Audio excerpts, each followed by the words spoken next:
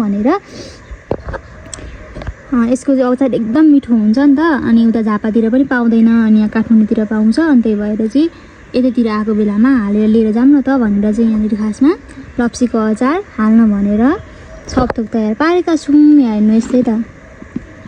यसलाई चाहिँ यतिको बनाएर हामीले घाममा सुकाएका छौँ। अनि एकदमै जाडो छ क्या यहाँनिर चाहिँ छोडिदिन्न, जाडो भन्नुहुन्छ भने कति हो कति छ।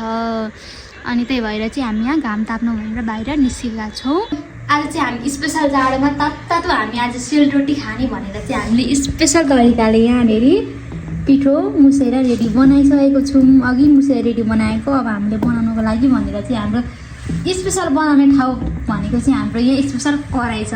किनकि हामीसँग पकाउने भाँडा छैन नि त। अनि त्यही भएर हामीले यही कराईमा भए पनि रोटी पकाऊँ र खाऊँ न त भनेर जाडोमा रेडी बनाएका हौँ। यहाँ बनाउने चाहिँ यहाँ एकदम हाम्रो स्पेसल दिदी हुनुहुन्छ। एकदम उहाँले चाहिँ रोटी भन्नुहुन्छ भने यस्तो मिठो बनाउनुहुन्छ कि कोही कसैले खाना चाहनुहुन्छ भने यहाँ सम्पर्क गर्नु होला। एकदम मिठो रोटी बनाउनुहुन्छ होइन। अनि अर्को स्पेसल भनेको हाम्रो यहाँनिर चाहिँ लप्सी छ। यहाँ हेर्नुहोस् है त गाइज, लप्सीको लागि चाहिँ यहाँनिर हामीले अघि मसलाहरू पिसेर ठिक पारेको छौँ। अनि अब यहाँ हामी अचार हाल्छौँ के कसो हुन्छ। हामी यहाँ स्पेसल तरिकाले अचार सेलरोटी खानेछौँ। हामीले रोटी पकाउने भन्यौँ कि यो कराईमा चाहिँ नहुने रहेछ। यहाँ हेर्नु न, बोटुका राखेको बोटुका पनि तरेर भरिसकेको छ। रोटी चाहिँ यस्तो भयो होइन, यो चाहिँ भएन। अनि अब अर्को कराई नभइकन नहुने रहेछ। यहाँ हेर्नु है, हाम्रो रोटी चाहिँ यस्तो भएको छ। यसको त स्पेसली भएको छ कि छैन चाहिँ तर अघि चाहिँ हाम्रो रोटी भएन। किन भन्दाखेरि कराईले गर्दाखेरि अघि हाम्रो रोटी चाहिँ यस्तो भयो कि अनि फेरि हाम्रो अरू कराई ल्याएर अनि अहिले यस्तो भएको छ। हेर्नु त कस्तो दामी।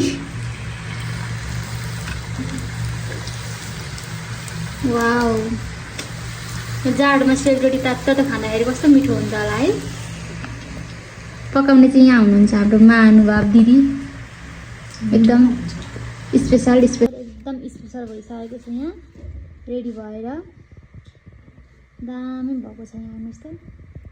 वाउ, यहाँ त साथीहरू हाम्रो रोटी एकदम तयार भइसकेको छ पाकेर। दामी भएको छ। यहाँ हेर्नुहोस् त, एकदम सफ्ट तरिकाको नरम भएको छ। रोटी चाहिँ जाडोमा एकदम मिठो हुन्छ। हजुरहरू पनि खाने भए हाम्रोमा आउनु होला, खानु होला। एकदम मिठो छ रोटी चाहिँ। वाउ, यहाँ त साथीहरू हाम्रो रोटी एकदम तयार भइसकेको छ पाकेर।